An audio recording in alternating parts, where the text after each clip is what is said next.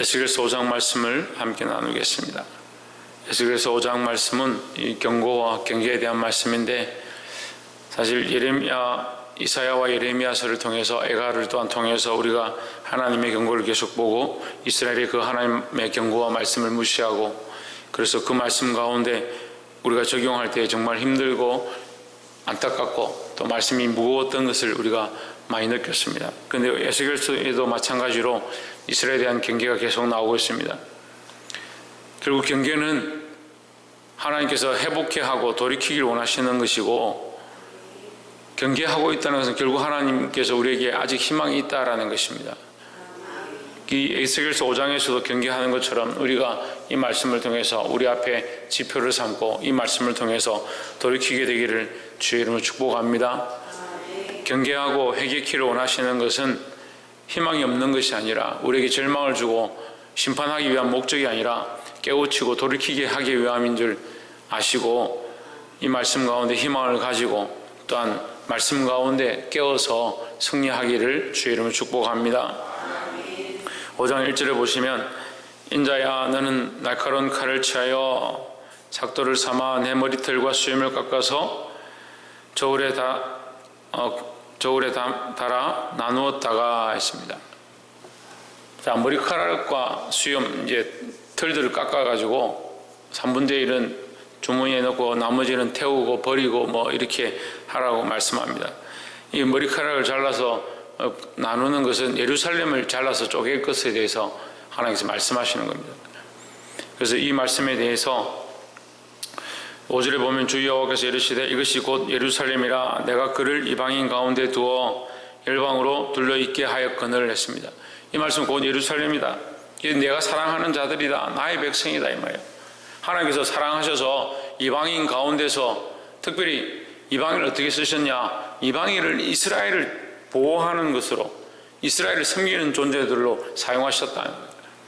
그런데 이 이스라엘이, 이 예루살렘이 하나님 말씀 앞에 똑바로 서 있지 않냐고, 하나님의 자녀답게 하나님의 백성답게 살지 못하니까 오히려 이방인 앞에 조롱거리가 되고, 그 둘렀던 그 이방인들 앞에서 비웃음거리가 되어지는 그런 것들에 대해서 경고하신다라는 겁니다.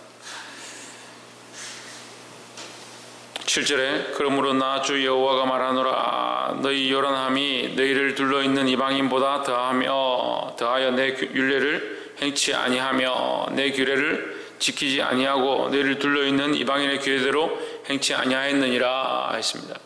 이게 무슨 말이냐면요, 이방인들이 오히려 이스라엘 섬기고 이스라엘의 살아계신 하나님의 역사를 볼 때에 그들이 이스라엘의 조공을 바치고 이스라엘이 살아계신 하나님을 만나고자 오히려 이스라엘의 그 절기 때에 그들이 찾아오게 되는 그런 일들이 이스라엘 통해서 나타났는데, 예루살렘 통해서 나타났는데, 그들이 하나님을 똑바로 섬기지 못하니까 그들에게 조롱거리가 되고, 심지어는 너희가 너희 규례 하나님께서 주신 이 법도와 규례를 지키지 않을 뿐만 아니라 이방인들보다 못하다는 거예요. 이방인들의 규례대로도 행치 않는다.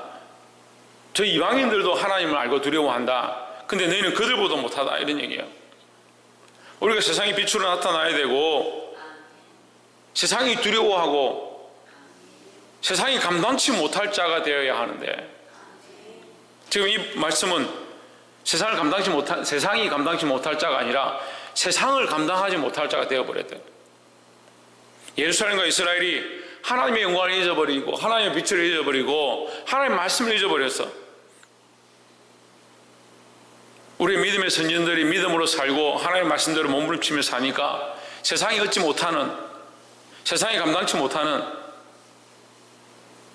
6.25 때 그 총칼이 그 믿음의 선진들을 얻지 못했던 것처럼, 카타콤에 갇혔던 믿음의 선배들이 사자밥이 되어지고 불사름을 당할 그때에 그들을 아무리 태워 죽이고 그들을 멸절시키려고 했지만, 지금까지 이 복음의 씨가 끊어지지 아니하고 이 생명의 씨가 온 세상 가운데 퍼졌던 것처럼 세상이 감당치 못하는 존재가 되어야 하고 이 복음의 거룩한 역사를 이루어가는 자들이 되어야 하는데,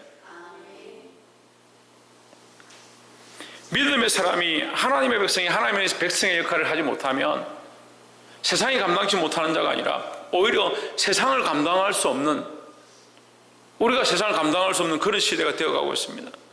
재물에 대하여, 세상의 법에 대하여, 세상의 명예에 대하여 그것을 쫓아가다 보니까 세상이 우리를 두려워하고 세상이 감당치 못하는 것이 아니라 우리가 세상을 감당할 수 없고 재물과 명예를 감당할 수 없는 그런 부끄러운 형국에 이르게 된다는 것. 그럼 하나님의 목적이 그것이냐?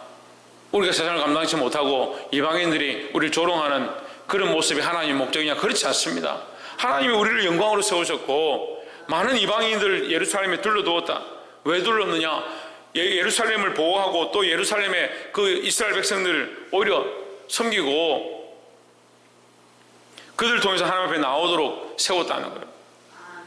우리도 또한 이 세상 가운데 빛으로 하나님의 복음의 메시지로 또한 그리스도의 향기로 그 편지로 우리를 세우셨습니다. 오늘 이 하루 이 말씀을 통해서 그런 역할을 감당할 수 있기를 주의 이름으로 축복합니다. 두 번째는 우리가 참 이 비참한 말씀인데 10절에 그러한 적 너희 중에서 아비가 아들을 먹고 아들이 그 아비를 먹으리라. 내가 벌을 내게 내리고 너희 중에 남은 자를 다 사방에 흩으리라 했습니다. 사람들은 이런 말씀을 보면 참 이게 끔찍하다는 생각을 합니다. 저도 끔찍합니다. 그런데 우리의 눈에 드러나 있는 이 말씀처럼 아비가 자식을 먹고 어미가 자식을 삶아 먹고 하는 이 말씀에 대해서 두려워한다면 더더욱 두려워해야 될 것은 우리가 영적으로 이것에 피폐해져 간다는 거예요. 이것에 대해서 오히려 더 두려워해야 되는 거예요. 우리는 영적 아비입니다. 영적 아비. 하나님 말씀을 먼저 알았고 예수 그리스도를 먼저 발견했습니다. 그럼 뭘 해야 되냐? 이 생명의 일들을 해야 되는 거예요. 생명의 씨를 자녀들에게 흘리고요, 영혼들에게 흘리고요, 주위 있는 사람들에게 예수 그리스도의 이 복음의 씨앗들을 흘려보내야 되는 거예요. 우리가 좋은 밭에 비유를 합니다. 그 밭에 씨를 뿌렸습니다. 돌짝밭이 있고 가시밭이 있고 길가밭이 있습니다. 뭐가 문제냐? 씨가 문제가 아닙니다. 씨에 대해서 씨가 좋고 씨가 뭐 썩었고 씨가 뭐 반쯤 상했고 그렇게 얘기하지 않습니다. 씨는 여전히 똑같습니다. 그런데 뭐가 문제냐? 밭이 문제다. 밭은 우리의 심령이라 했습니다. 그럼 씨는 뭐냐? 예수 그리스도입니다. 예수 그리스도의 말씀이고 그 생명이 우리 안에 들어왔습니다. 예수 그리스도로 말미암은 생명이 우리에게 들어왔습니다. 우리에게 들어왔다면 그 생명을 우리가 꼭 피워야 하고 그 생명의 씨를 흘려보내는 역할을 해야 된다는 겁니다. 생명을 주어줬는데 아비가 자식을 낳았다는 것은 생명이 대를 이어서 그 생명으로 말미암아 생명이 태어났다는 겁니다. 그 생명에게 온전한 생명을 흘려보내고 그 생명을 살리는 역할을 해야 되는데 우리가 믿음 안에 있지 않냐고 그리스도에 붙어 있지 않다면 이 복음을 흘려보내는 것이 아니라 이 생명을 죽이는 자의 역할을 하는 거예요. 그래서 찬양 가운데 이런 찬양이 있습니다. 생명이 또 다른 생명 나고 생명이 또 다른 생명을 낳는다. 우리가 그리스도로 말미암아 생명을 얻었기 때문에 이 생명을 가지고 다른 생명을 낳는 역할을 해야 되는 겁니다. 우리의 삶은요 죽어진 삶이 아니에요.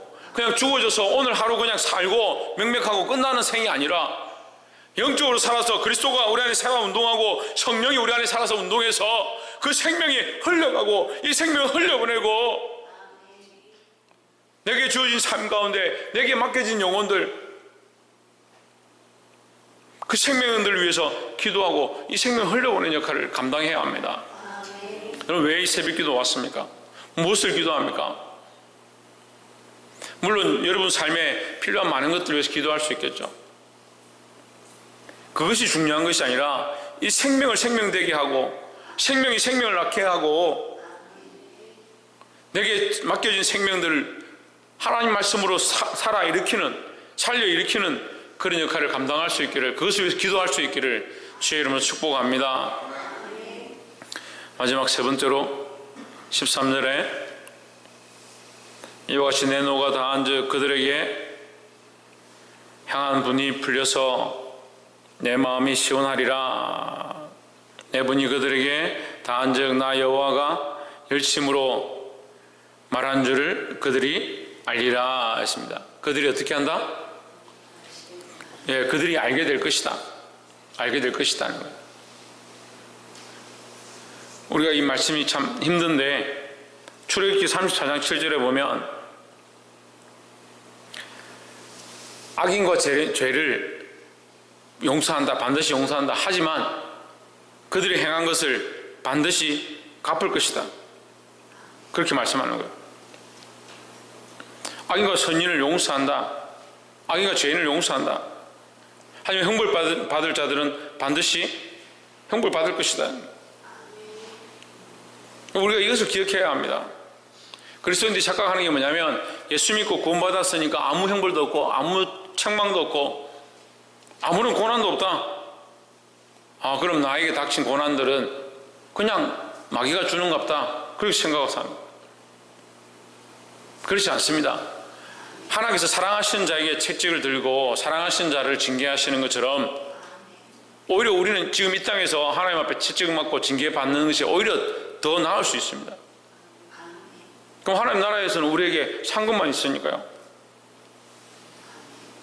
이 땅에서 하나님 징계하시고 채찍을 들고 우리에게 고난을 주실 때 그것을 통해서 오히려 단련되어지고 뭘 알아야 되냐? 하나님 마음을 알고 하나님 뜻을 더 알게 되고 하나님의 선하심과 인도하심을 더 볼 수 있는 자들이 되어야 하는 겁니다.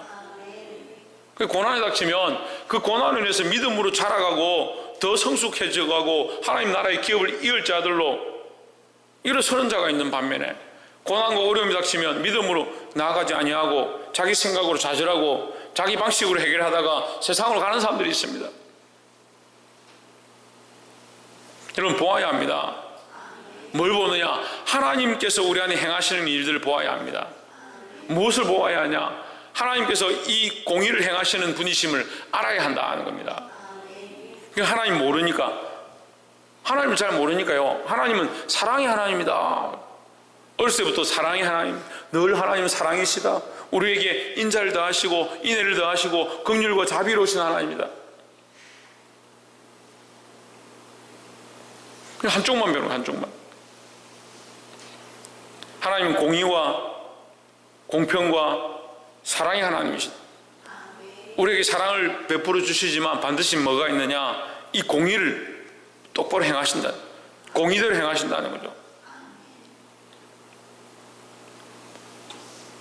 그럼 하나님, 목사님, 우리가 하나님 앞에서 어떻게 살아남겠습니까? 어떻게 살아남겠습니까? 하나님 공의를 행하시면 우리가 그 앞에 어떻게 살아남겠습니까? 근데 우리가 살아있죠. 어떻게 살아갑니까?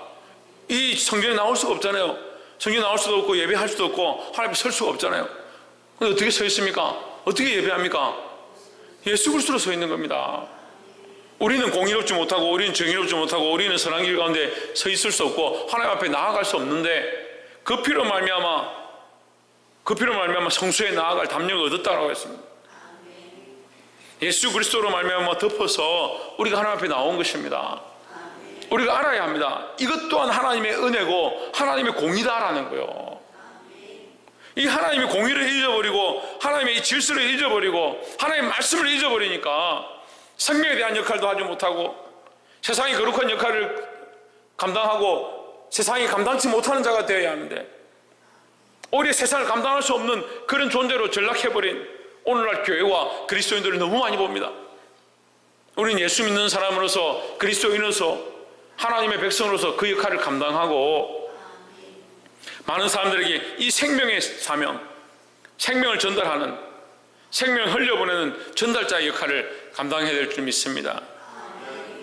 사랑하는 성도 여러분, 우리가 이 하나님의 마음, 하나님의 말씀, 하나님의 뜻을 똑바로 알아서 하나님 행하시는 의로우신 일들을 인정하고 오늘 하루를 살아 승리하기를 주의 이름으로 축복합니다. 기도하겠습니다.